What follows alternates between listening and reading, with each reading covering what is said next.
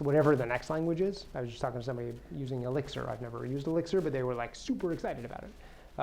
So yeah, it's like I don't know, but I think I can write the C code well enough to be high performance and expose sort of and get the hard parts right with time zone handling, et cetera, and make that a core that everyone else can like tap into. So we don't need to rewrite the same logic and get it wrong over and over. I mean, this has been in heavy production for, I don't know, a decade, more than a decade. But it's like it is used globally everywhere. It's kind of weird. It's super weird, and I don't get paid for any of it. But so that's annoying. But that's just the dumb part. But yeah. But no. Consequently, I think. Oh, you get KDB.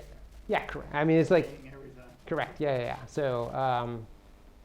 Yeah, KDB. I mean, the performance of KDB is fantastic. But if you combine, and I have versions of this too. Like if you combine the XTS semantics and not so much logic because it doesn't quite work that way, the out of core stuff, but with and actually KDB doesn't work out of core anyway, or maybe it does now, but it didn't used to. Like it all used to be in memory.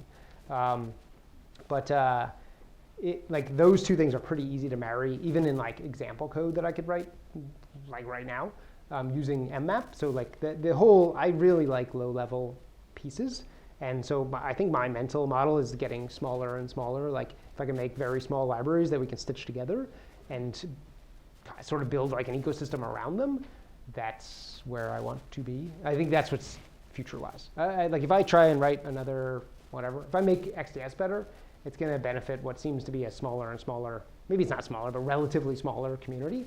And that just seems like a dumb idea. So like I'd rather have something that XDS can still attach to and write and go forward with and make everyone who uses it better, but also people who use Python or Julia or KDB. And so that's kind of the idea.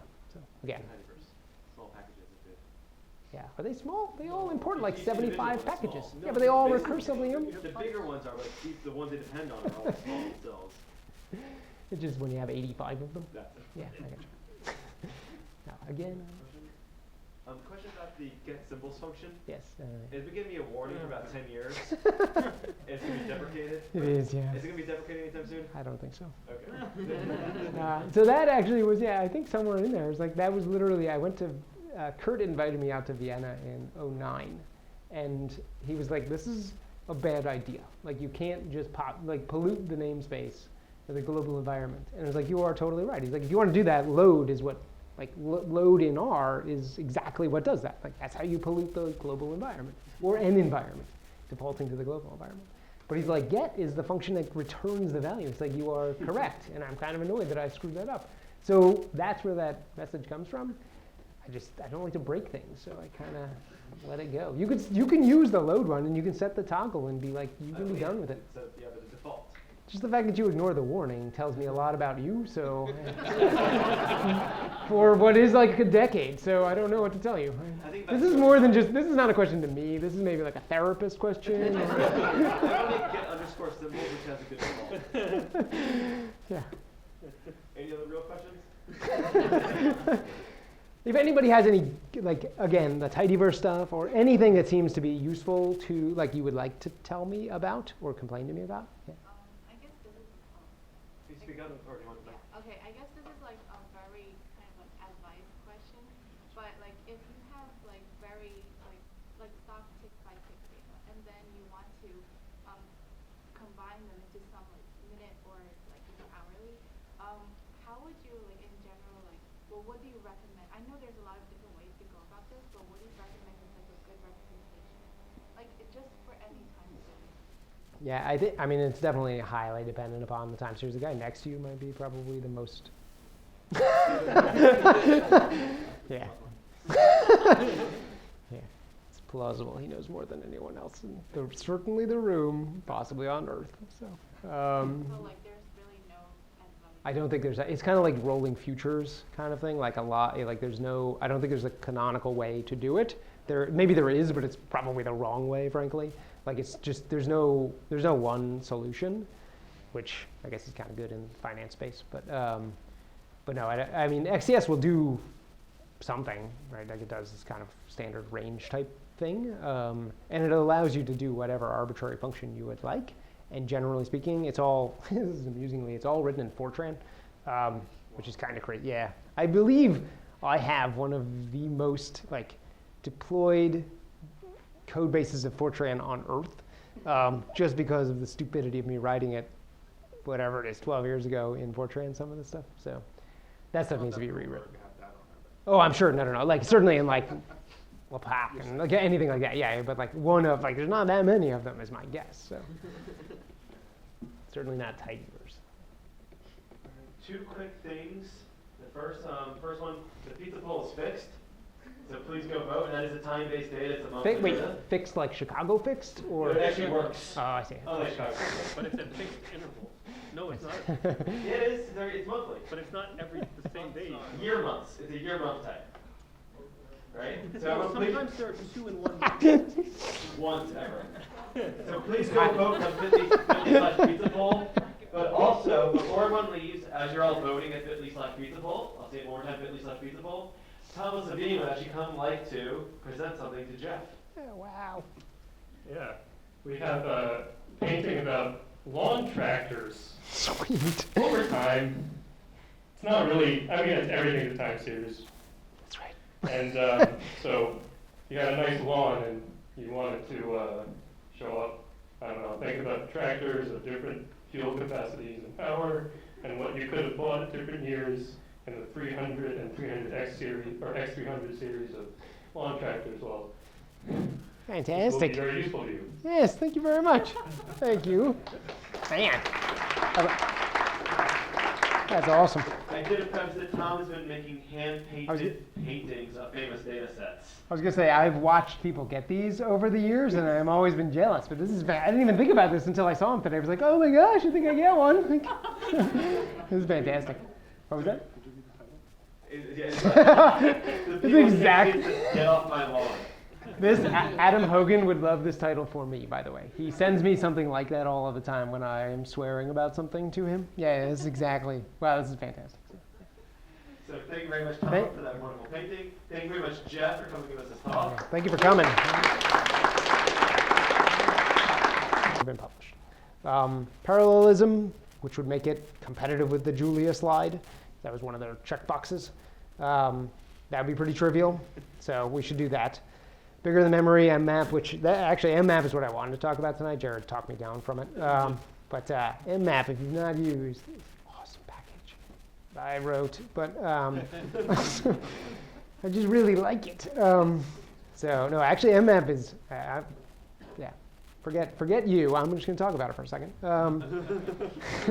mmap provides this like very basic low-level system call to mmap, but also gives you like high-level wrappers to R. So you could say like mmap this integer vector, whereas in Python, if you try and do that, you're dealing with bytes because that's what mmap does.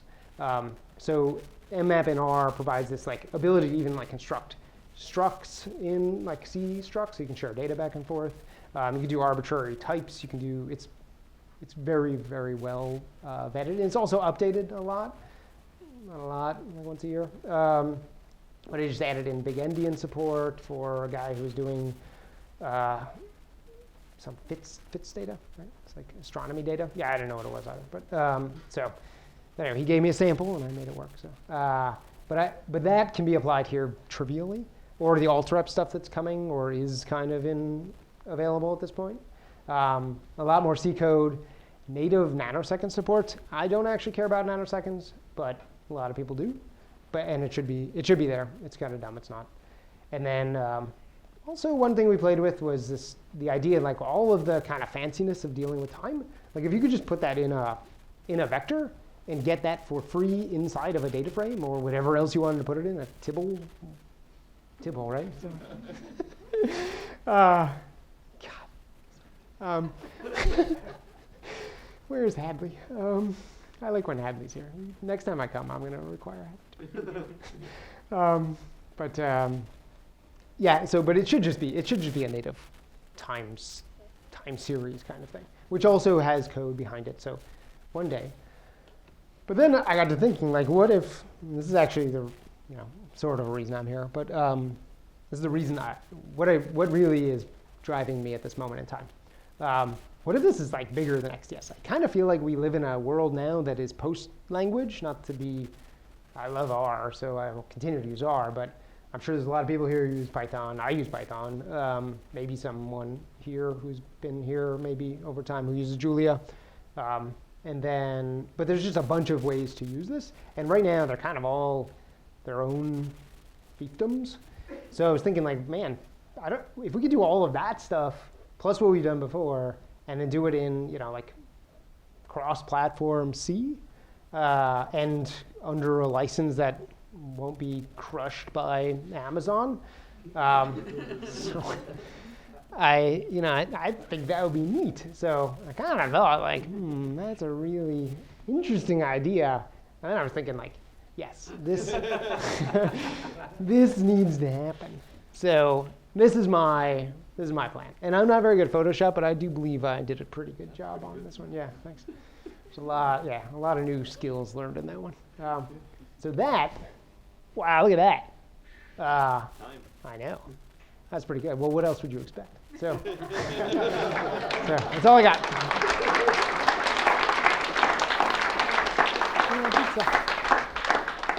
All right, it's time for a few questions. Who's going to be our first question? I would like to know, well, actually. Do you have a question? Yeah, no, I do have. Yeah, you always have questions. Oh, wait, actually, there's a legitimate question over there. So, Can you shout that we do another degree? oh yeah, sure. So at work, we started using profit a little bit, or trying to wrap our heads around using it. Just kind of curious. I noticed it was omitted from your slide deck, in that one slide that showed like the past and the future. Yeah, Do you there. have any thoughts on it? Or So that one is I'm trying. Facebook? Oh, is that one? Yeah. There's a whole bunch of Use those the too. general edited, Yeah. model. What's the representation that they do Data for? frame. It's effectively data frame. It has to be a data frame with the column names even have to be Y and DS. You have to have specific column names. Okay. Yeah. I think he answered the question. No, I know. I mean, Works for Sybil's. yeah, that's great. Well, I mean, it's like, yeah, why wouldn't it? So, actually, sorry, I really meant to put this in, but clearly I didn't mean to put it in. But this also should work with the tidyverse. So I was kind of under the impression that I just have to add underscores, and that's good enough. But okay, yeah.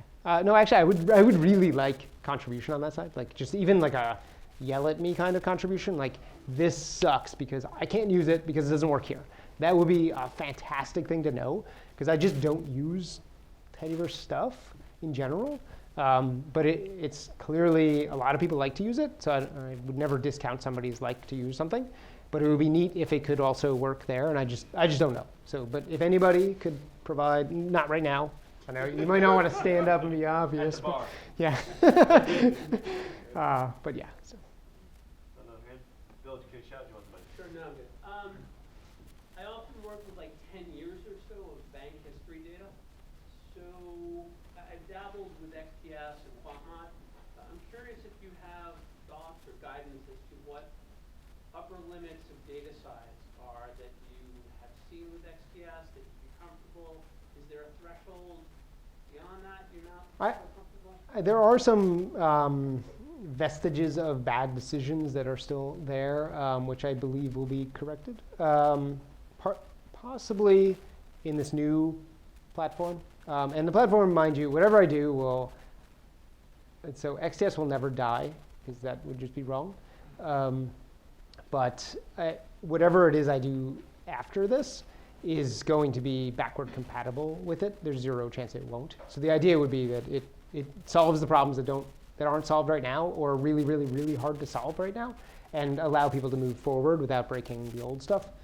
Kind of like XTS2 would be in like a ggplot sense. So, although that breaks stuff too. 17? Sorry. That's another talk. We'll have you back. Yeah. Okay. I'm going to work my way across the room in the order I see the hands. I saw the hand over here. The first time I make my way to you, then the next order I see hands. Yeah. Can you shout or do you want to mic? No, I'm fine.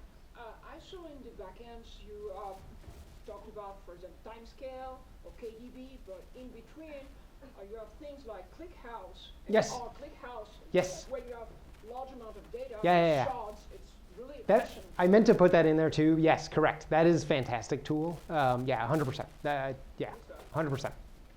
Thank you. Can you shout or do you want a mic?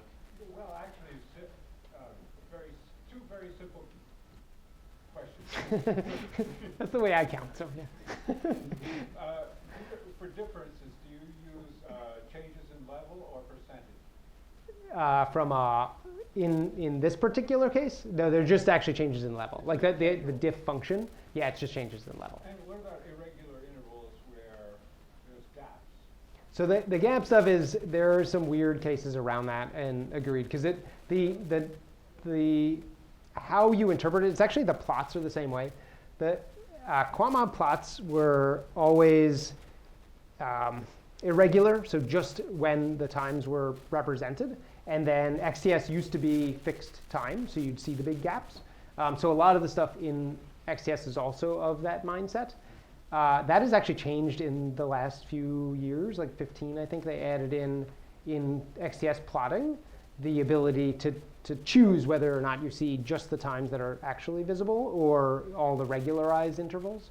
So the same thing there, but that said, I think the diff probably fails in that regard. Like it's not smart enough at the edge cases. Can you shout or? We have a large amount of code written using ITS or Zoo. Do you have an idea of how easy or hard it is for you to change it to use XTS? So Zoo should be like 100% compatible. So I've worked with, I'm a co-author on Zoo as well, and the idea was to backport everything from XTS into Zoo. That would make it more high performance, because I hate the fake word performant. Which is a fake word. Also another pet peeve of mine. So Zoo should be like drop-in replacement, with the exception of the lag function, because there is actually a global option you can set in XTS that says like respect the original version of lag. Again, stupid decision. But I can't change it. I can't break it. And Akim and I have agreed for the last decade that you can't really break things twice.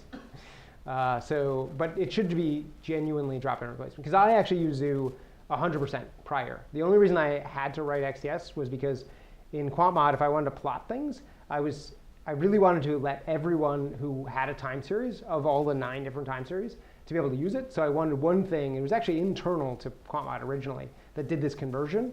And then it just seemed like it had a lot more value, or more value outside as well. So it became outside, but the core of it is Zoo. I mean, it inherits Zoo. It's only over time that I've picked off little functions in Zoo to make them more performance oriented. But like 100% they should work, unless you have indices that are not time. Like if you're indexing by, like the brilliance of Akim's design, or Akim and Gabor, that you could just define this order function, like all caps order, and you could literally have like 4, 2, 5, 7 be the correct order. And like as long as your order function handled that, you could write your code madness version to be that way, and it would all be ordered, and everything would just work. But it also meant it was slow, because it had to accommodate that. So this kind of said, nope, you're going to be time, whatever time you want, I don't care, because I converted it internally, which I don't mention here. But it all gets converted internally to Unix, like POSIX CT time, although it's not even POSIX CT, because that's actually too slow. So it should work. Like if you want to email me, it totally should work. So it should be trivial. Other questions? Yeah. So in your next project, you mentioned about this. What do you think is basically the most important thing for you? Is there language interoperability? The fact that actually there is no, apart XTS, one library that does everything well, that there's still things that need to be solved. I think the fact that we are now sort of post-language, if you will, like people just have to operate across multiple languages, and it would be nice mentally to not have to learn 2 different things. Like if there could just be one core C library or some core library, whatever it's written in, underneath that just did everything, and expose the same interface, and not from an API standpoint. Like I can't send stuff over the wire. That's not, there's no way I can get the same performance over the wire that I can in embedded situation. So mentally I need it to be that way, but I want it to be across all of the language. Lag. So lag is obviously something that you do need in many things in finance. Like you may really want to be very careful, finance or any domain that you're trying to predict. You don't want to have accidentally information from the future. So you may want to be just like super conservative and say, I'm going to make sure I don't even have today's data or tomorrow's data. I just want to be super conservative, see what kind of decay I might have or something. So here it's like you specify this k equals 2, which I will concede. So in time series literature, this is the correct, generally speaking, the correct notation. But the correct notation is a positive lag value is this kind of lag, where you move ahead effectively. In R, in base R, it's actually backwards. I don't know why. It's because no one in base R, no one in core uses time series, which is kind of why we have TS. They just didn't care. Somebody was like, we need a time series class. Best I can tell. So it's backwards. So I took it upon myself to say, screw that. I'm going to fix this, which is a bad call, frankly. This is me in 2006, a little more crazy. So that shouldn't be the case. It really should be negative. In fact, there is a lag TS and a lead TS in Zoo, which have never been exposed, but do exist, that try and fix this. Because we don't want to crush namespace, right? Namespace should be like, that's the way you expect it to work. That's the way it works. And that's whatever. If it's crappy, it's crappy. We all live with it. And move on. You can easily name something else. QuantMod actually does lag with a capital L. Kind of jacked up. But it at least is different and doesn't ruin what was there before. I broke the rule here, which is I still feel bad about. But again, here k is the argument. Positive is lag, negative is lead, so you kind of shift and you see it automatically fills. And A, you can change that so to drop it. And it's k, but k. So, and I don't know if I stress this, but it's k. It's really k is the lag in stats since forever. So lag is on the left here in stats. There might be a lag in dplyr that I don't know if you can see it, but it doesn't use k. It uses n. And I cannot tell you how much production code has broken because somebody loads dplyr ahead of maybe not even XTS, but like anything that uses regular lag. So admittedly, this is from the dawn of time. And this is from 2014. So I don't know what was going on there, but it's not necessarily what I would have done. So, so that was my initial reaction. This is just kind of me now. So, everybody know what this is from? Yes, which is the greatest movie of all time. So on a more rational bit, these are just extra functions again. XDS tries to be very, very careful and clean. There's no dependency except for Zoo because it extends Zoo. And it actually uses a whole bunch of Zoo.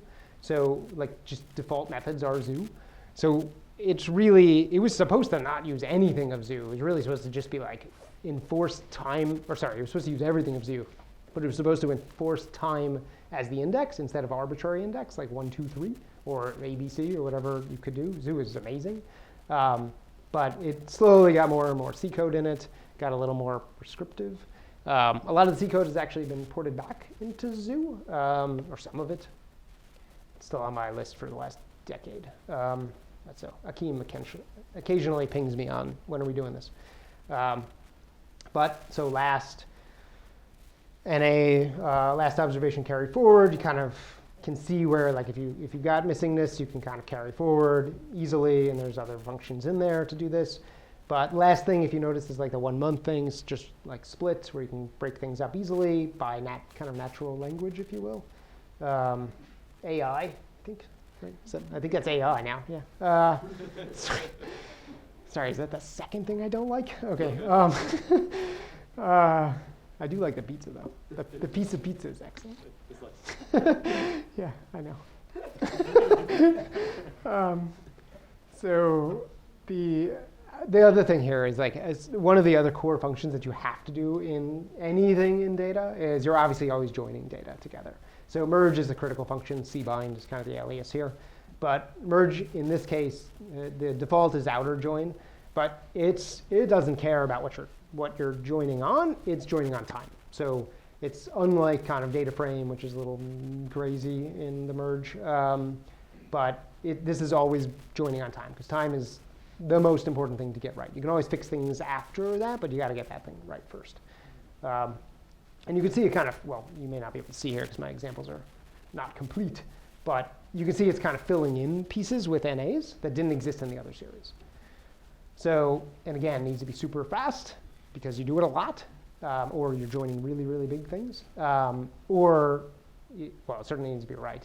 But in this case, it's all highly optimized C code. There are north of 7,000 lines of C code in XTS. It's principally C code and C, like 89 C code, because it's supposed to be portable. It compiles on all of the R test platforms, including Solaris. it died. It may have died, actually. It died. Yeah. Solaris died? Like The test? machine. Oh, sweet. OK. Well, mine would still work. So, I don't like new things. Sorry. But there are other options here. There's like inner join, left join, right join, and they all have obviously value here. But the idea is like you can do a lot kind of out of the box. They're all, again, super fast. I don't have any performance numbers on that.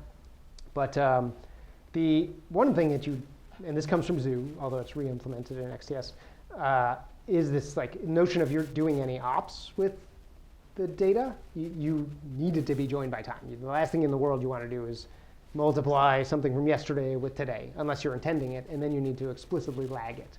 So it's all very explicit. You don't accidentally get the wrong answer. And because accidentally, I mean, that's devastating. It's devastating when you actually have real money trading and you could lose millions of dollars inside of minutes. So very, very important not to screw that up. So this kind of like overloading of ops and doing the right thing, even if it's a little confusing at times, is, I think, the right thing to do. Again, inherited from Zoo. From a performance perspective, these are, again, these are just trivial examples, but like if you did kind of traditional, if you forgot about using, or if you decided not to use like a proper time series class and you just kind of naively said, my index is, and XTS will support this, like it doesn't care whatever you do, but because it's backward compatible with old code, tries to be. You could say like, I want everything, I want the last day of the year in 2019. And in this case, 10 million observations, not gigantic, or 100 million observations, a little bit more gigantic. But you can do it in a normal way. And if you know R, obviously it's creating a logical vector first, and another logical, actually it's creating, vector, logical vector, another logical vector. Yeah, it's kind of a mess. Like it's making a lot of data, and just to get an answer. So it takes a long time. XTS implements a binary search, so it's essentially instantaneous. It's constant in how much you extract. So it's just a copy. And it's actually a mem copy. So there's no, it's as fast as you can conceivably get. On the, I feel like I'm kind of good, actually. It was well planned, not well rehearsed. So it's actually my entire life. This is, I would say, well, the bottom one is my doing. The top one is a product of two outstanding Google Summer of Code students over the last decade or so, who basically took the madness I wrote, which is genuine madness, I cannot understand it anymore, in QuantMod, the plotting in QuantMod, and ported it over to XTS. Basically, it provides for like additive style plotting. So you can take some time series and then add some function to it and add another one to it or render something over the top. And they do actually render separately, so this is the final product. But here, like, the nice part is that you get proper time series plots, fairly well annotated. And you can also do kind of fun things on top of them or add to them. Again, this is probably not all that different in whatever the Hadley-verse, tidyverse, sorry. It used to be Hadley-verse a long time ago. Those days. Actually, quantmod plots only exist because of ggplot. Because when you try and render, I don't know what it's like now, but if you try to render all of those points, it could be like millions of points. Yeah, it takes a long time. And it's actually not ggplot fault. It was grid. Grid was really the culprit. So here you can see like XDS now provides kind of native functionality to do overlays, and all with, if you note, sorry, I'm kind of neglecting that side of the room, all with very core standard functions. So points, lines, things that you kind of should know or might know just by from like an early introduction to R. And they all just kind of magically work. There's a little bit of magic going on, which I don't necessarily like. But they do work. And it's my fault, so that's no one else to blame. But they do work, and it's pretty neat that you can kind of get these pretty nice looking plots that answer your questions pretty quickly with not much effort. One day, maybe they'll be piped together. I think that would be it. I don't know how to do that, though. So as a corollary, if you wanted like a genuine, like a traditional time series or a traditional financial plot, quantmod does this kind of thing with chart series and all these add underscore functions, which they will continue to add, and you can actually remove them. You can change the scale. You can do all that dynamically. These definitely predate something that's web-based, but still kind of fun at the time. And still, it's super relevant now. It still works, but still works. Theme still works. So the future, what the heck? Why am I here?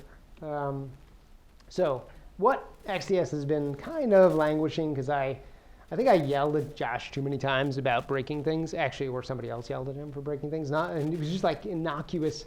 Let's just make sure that, I don't know, something that shouldn't have broken before now doesn't break, and all of a sudden it cascades and breaks everything else. So like, and when there's so many people using it for really important things, it's really, really hard to break stuff. So you just don't want to break things. Consequently, all of these things have been tried over the years. I now have the opportunity to try and make them actually get into XDS. So like an XDS data frame has literally been on this machine for a decade. Maybe not a decade. I don't know how old this machine is, but so it's real. It just never. So the second time here, spoke at a conference a couple years ago. He's a long-time R user. If you've done anything with financial data or time series, you've probably touched his stuff.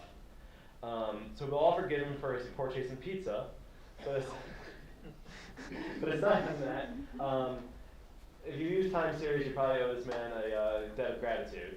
So I'd very like to welcome Jeff here, and everyone enjoy his talk.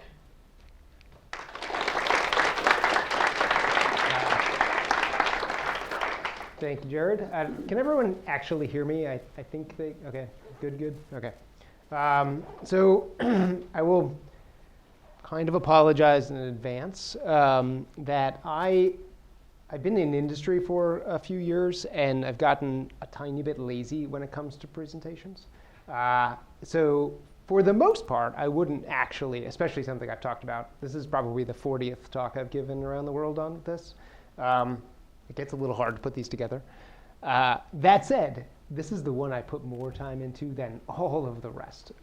So it's plausible it's over in like 15 minutes, but we'll see. So, but I feel proud of this one. So again, Jeff Ryan, well, let me get into this. So the kind of the 5 parts I'll talk about today are, firstly, who am I and why the heck do I care about time series? Second is why time series is actually something to care about, which is, it genuinely is different.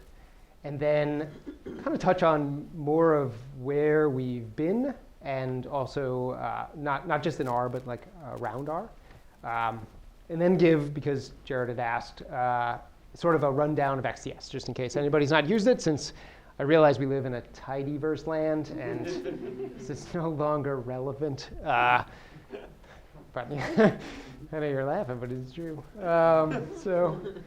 And then the future. And the future is actually the reason I'm here. Hopefully that's exciting. It's exciting to me. So without further ado. So who am I?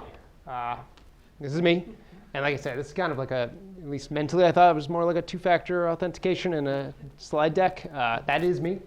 So it's also the only good picture I have of me. So there's a really bad picture that floats around the internet that's me, but it's really, really bad. So that's me. But my background. I actually have a much more diverse background that's not on the slide deck. I used to do a bunch of I was a bike mechanic for a long, long time. But after that, I ended up finishing an econ degree in 2004, actually. But started using R in 2002. So that's really, really long time in R space. It's a really long time now in any space. That's 17 years ago, almost 18 years ago. So I was not very good at R then, but it looked to me like it was free, and it was something that looked really powerful even then. From that point, I ended up going 2004 to be a market maker on the floor of the options exchange in Chicago, which is completely not my personality. Generally, you need to be much taller, much meaner. I think I'm too nice. And I don't know, that's pretty much the take of what the people on the floor were. I spent actually most of my time on the floor. I don't know if anybody's ever worked on the trading floors. Anybody worked on the trading floors? Yeah, okay. So not that, so it was a handful of people. My first day on the floor was quite amusing because I kind of thought it to be this magical realm of, I'd seen it in all of the movies and thought that was the neatest thing in the world. But when I got down, so you go from the members lounge down to the floor, and I was on a badge. Now we've got what about all the state of the world outside of R? And maybe not just then, but now? There's a whole bunch of things that claim to be time series databases. Mind you, in 2010, there were approximately 3. And now there are, everything on Earth claims it to be a time series database, which is puzzling to me again, because they're mostly timestamps. But they do, and it's kind of the hot topic.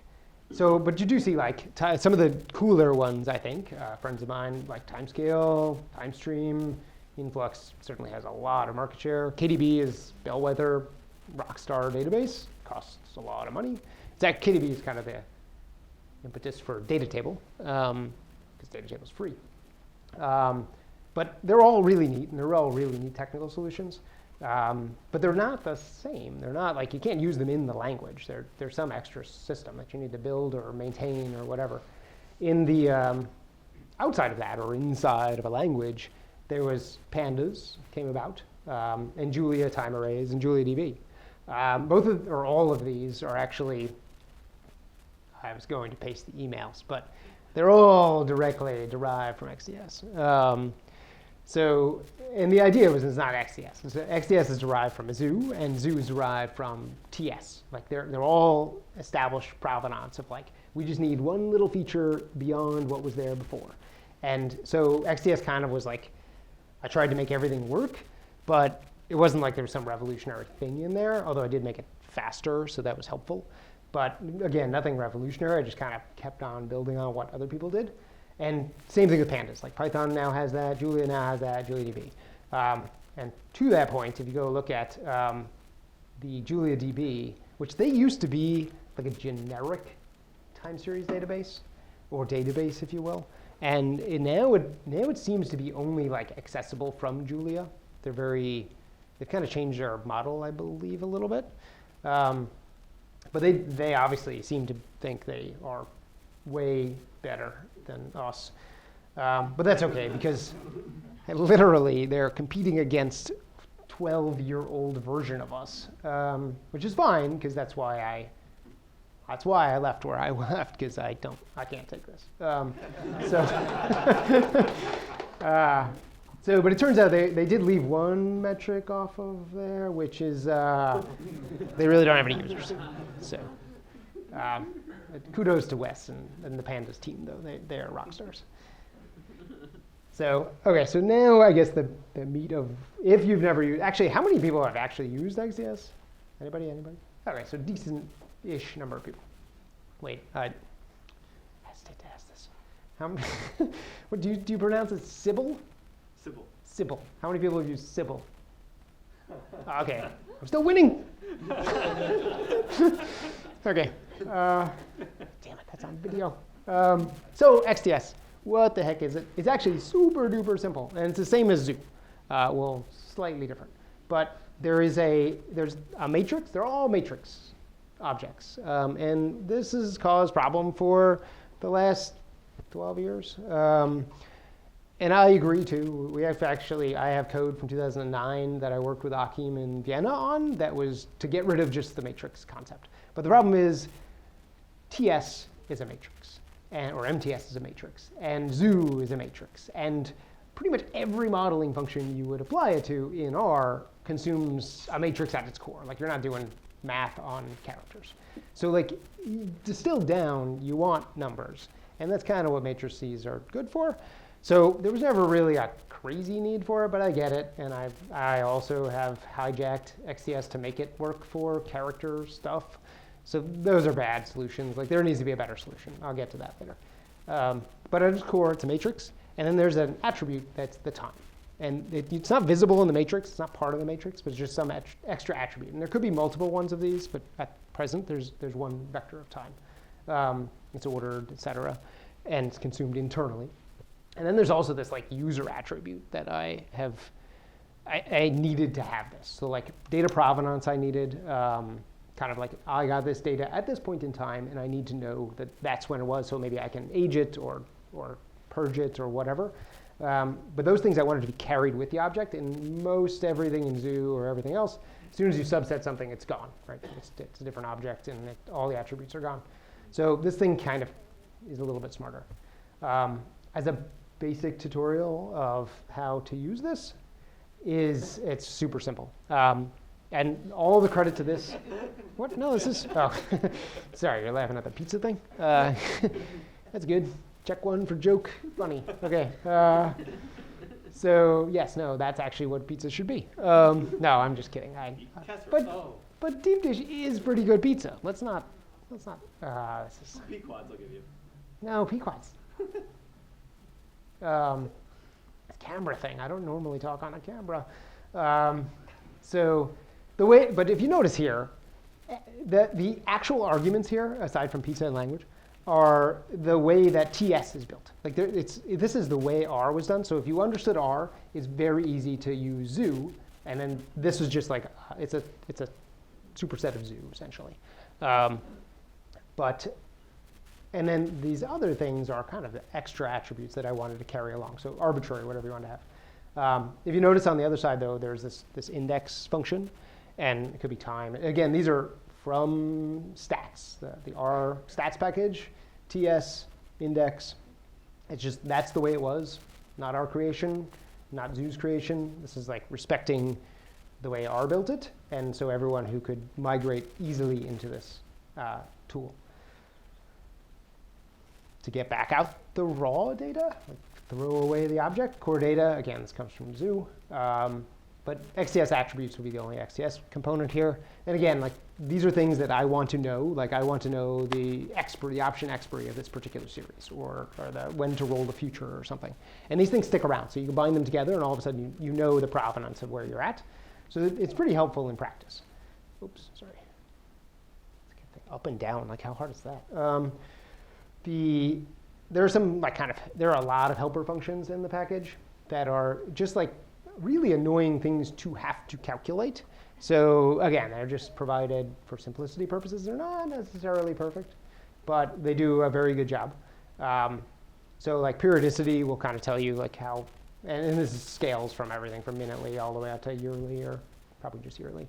But you can also nicely cast these things. And again, you can see my finance background of I want to take a univariate series and turn it into a multivariate series with some sort of like logical open, high, low, close, or there's another range bar kind of thing. And again, like periodicity, et cetera, works on this stuff. If you notice, I comment that they're well-tested and stable. There are two proofs of this. One is well-tested is if wrong, someone emails me at 3 in the morning. And stable is proven because, again, if it's broken, someone emails me at 3 in the morning. So both of those things are they are the reason XDS does not move very frequently. It's meant to be used by people running literally, I can guarantee you there are trillions of dollars a year traded through this software. Trillions of dollars. And you can't break that stuff. So it's static, if you will. People think it's not updated, whatever it is. Just we don't break things. So there's, yeah. I'll leave it at that again. So again, some more helper functions. These are really, really core R functions. Like if you know R, if you know base R, if you know kind of just general concepts of R, that these things just work. But they kind of, again, they're meant to be generic, so they're applied as generics. But here you can say like, split this data set by month or by week or day. And it's even a little bit further where you can say, split this thing every 3 days or every 4 weeks or whatever, some arbitrary cutoffs. And you can kind of mix and match them and do some pretty neat stuff to very quickly break them up by time and be assured that you have broken them up correctly by time. Because it's very, very, very easy to screw up time. Subsetting in XDS is probably maybe my only contribution in the world. Well, I have 3 kids too, so technically done. But this is one thing that's definitely been used by Python and whatever has come after, is this notion of like really just direct character subsetting based on ISO 8601, which anybody know ISO 8601 format? ISO format 1, 2, okay. Yeah, so it's basically, I've just flat out, it's the right way to represent time. There's just no 2 ways about it. Anything else is wrong. Which I say that about a lot of things, but this one is true. So to get into this, it's basically like, these actually represent intervals. And for instance, this one is October of 19. And pretty straightforward, very readable, very developer friendly, very analyst friendly. You can't screw that up. Well, you really can't screw it up almost. And what this one actually does is it says, like, even though it doesn't look like an interval, it doesn't have like a start and an end, it auto-magically says, it takes both of them and it perturbs the one to be the end of that interval. So you get the thing you wanted. So here, October of this series, this is just, it literally goes from the 24th. So, and then the next one you can see a little more, or a little different, is basically this little slash. Says, give me everything from this point in time until the end of your data set, which is super handy when you don't know when the end of your data set is. So you could test it, or you could say, there's a whole bunch of ways to kind of go about it, but they're really clunky and they're also not fast. So this is fast, which I'll get to. You could do something like, I want the 26th through the 28th. It also does this kind of extrapolation of your specification. These are all ISO standard. It actually it takes the full ISO standard and applies it inside of this object. There may be some problems. If you ever encounter a problem, email me, because it should not exist. These things have been tested for a decade, and there are clearly edge cases that people don't care about maybe or use, but if they're wrong, and that's not cool, so I'll fix that. But you can see here, like, just get me the day, get me all the way through this day, whatever the series is. Again, ISO 8601, my favorite thing. It's got to be my favorite standard in the world, frankly. It also costs money to get the standard. You know that? It's crazy. I know. Yeah, that's a racket. But don't ever do like 3 to 17. I don't know how many times I've seen that, but I don't know what that even means. Is that February 3rd? Is it March 2nd? Is it March 17th? I don't even know. So bad, bad, bad. Plus, it's not sortable. You can't sort them. So whereas the first former is sortable very nicely. Yeah, so like official market maker. And they have at the base of the escalator a stack of crossword puzzles. And it was literally, like, everyone was taking them. And people would just do the crossword puzzle pretty much most of the day, because there's really just like the open lunch, and close. And the rest of the day was more or less nothing happening. And at that time, it was actually a lot of electronic market making. And in the option space, it was kind of most of the things were trade on the screen. So you really didn't even get to participate in trades. I did not do the crossword puzzles. I actually spent time learning R, or better R. So I feel somewhat proud of myself. I've lots of things I'm not proud of, but that one I'm more proud of. In 2006, I had already left the floor and was trading on my own. Turned out I still liked R. And the thing with R, though, was at that point in time, there weren't a lot of tools around. I think there might have been like 300-ish packages. Now there are, what, 15,000 or something? So not a lot of choice. And there was like T-series, pretty much T-series. So we were missing a lot in the finance realm. So I wrote and decided to publish because actually good friends of mine, who were not good friends at the time but happened to live down the street, were Brian Peterson, Peter Carl, who wrote Performance Analytics, and Dirk Getterbutel is also in Chicago. But like we all accidentally were local friends unbeknownst to each other. But I decided because they had all contributed stuff, I wanted to contribute stuff. So I did. So QuantMod, XTS were born. Josh Ulrich is also a key component of these things. At the early days, actually a lot because he was working for a different company. He was an incredible sounding board. So all of my ideas he would shoot down, and then we ended up with good stuff. So after working on that, releasing that, I ended up coming up with the idea, but there were also a whole bunch of people at the start of R in Finance that we ended up getting. Dirk and Brian and Peter and Josh and multiple other people. In 2009, which I believe was probably the second major, maybe even just the second major R conference or third major R conference in the world at that point. We've been doing it now. This is the 12th year coming up in Chicago. I would show you the website, but it's actually on me to make the new one, and clearly it is not done, in spite of me being taunted by the rest of the committee. But it's a really good show. If you like finance, it's a great place to be. Just even in general, R is great. In 2013, I kind of left the open source realm and went to work as a quant for Citadel, where I stayed for what is more or less 6 years. And now I decided I need to do what I liked to do before, which is basically write open source software, write code that other people use, and write things that other people get to see at the very least. So why time series? It turns out like time series is really hard to get right. It's not like regular data. There's a whole bunch of pieces to it. And not only is it really hard to like even put together, it turns out it's super easy to mess up. And messing up in finance is like look ahead is devastating. You could spend months and all of a sudden you realize you screwed one of the times up and you're just cheating. So all of a sudden all of your results are garbage and you're just trading noise. So that's not good. And then kind of the bonus is that it turns out like really everything in the world is a time series. Like everything happens in time. So that's good for me. So now why is time series different? So these are kind of the takeaways that I've figured out over time. Definitely no pun intended. Firstly is that regardless of, again, what you're capturing, every single observation has some sort of time associated with it. And they're also, generally speaking, you can't change them. They're immutable. Like it happened, it happened. There's no going back and fixing it. It happened. Maybe you need to fix the value, but that didn't happen before. And this is kind of a surreal thing because I've encountered so many, especially data vendors, that don't quite grasp that. And they think the best data is the one that's been corrected. And that's just garbage. That's messing up the times again.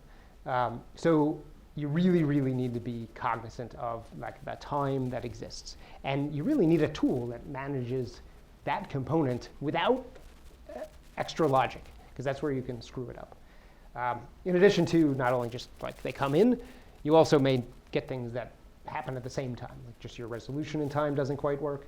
And my kind of side note at the bottom that I just added was, if it doesn't have a timestamp, doesn't mean it's not a time series. It just you don't have a timestamp. You lost some of the data.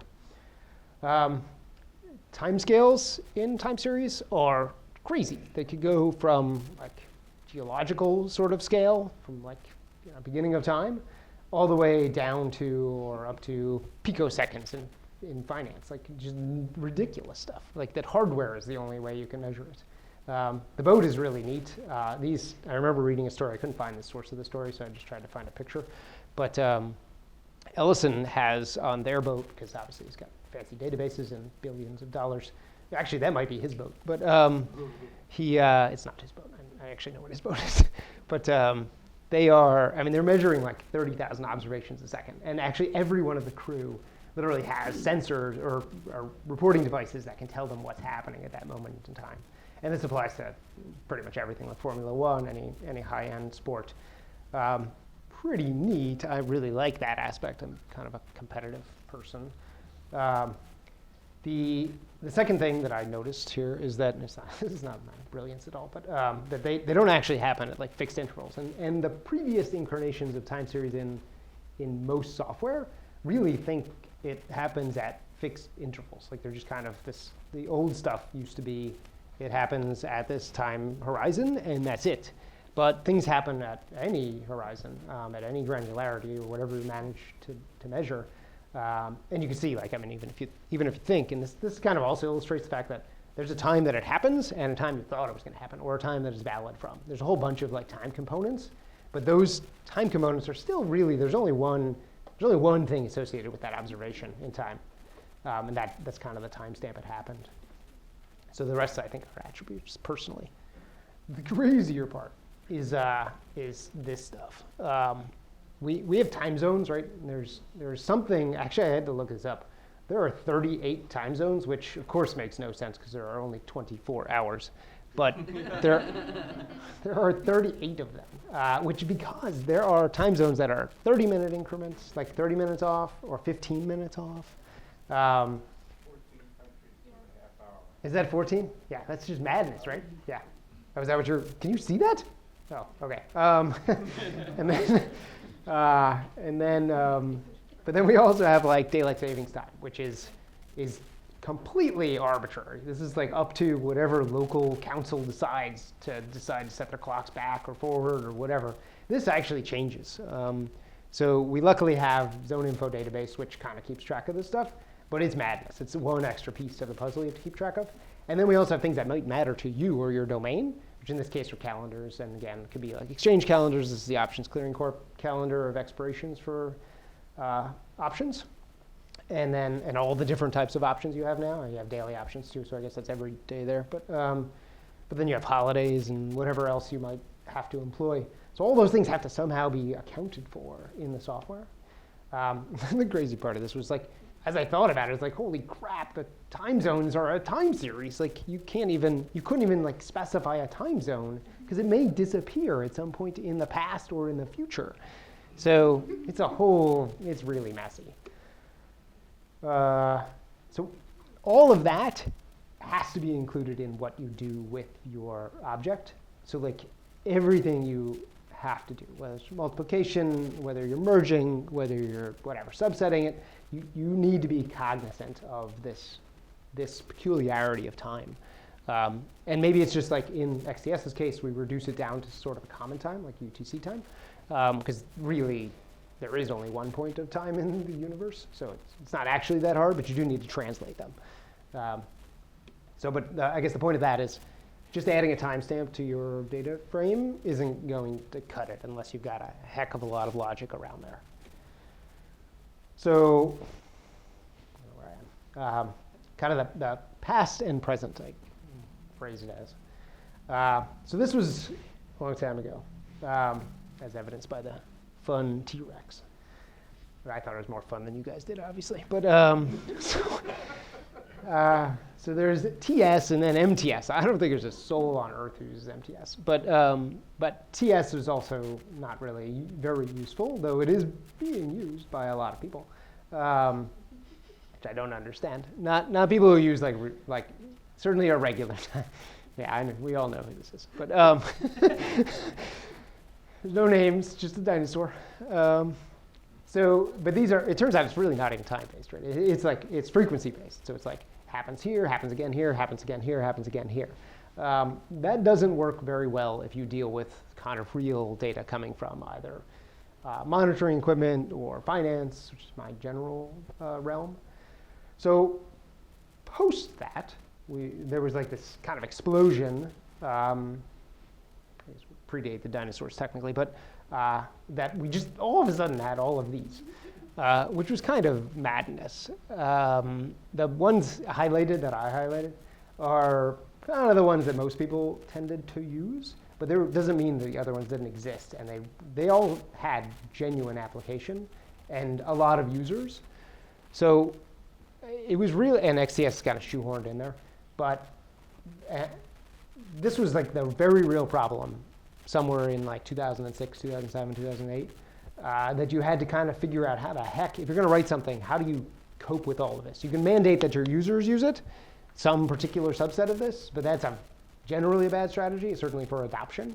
You kind of want to be super flexible. So XTS kind of came along and said, I need to write stuff for everyone to use, and it's got to take all of these things into account, which is a mess. And then let me just point out, this is mind-boggling to me, but 10 years later, or 8 years later, I guess, and this is not really 8 years, I'm being kind, these two new ones show up. I don't know why, but they kind of do most of the same thing. But I have not used them, so let me just caveat. I'm probably missing something. I'm kind of like this guy. So, thanks. TS 3 years ago. So this, it's not ordered because you can see why I need a time series class. But this is the original versions I grabbed from the archive on CRAN of when these things showed up. And some of them show up in, like some of them genuinely existed in packages or only exist in packages, so they're not standalone. But these things are pretty old. But you can kind of see like there was a problem with handling regular interval time series, and it needed to be handled as like, people just needed a regular time series. But they all made weird assumptions, like some of them you had to use POSIX, some of them you had to use dates, some of them you had to use cron, blah, blah, blah. So that was R.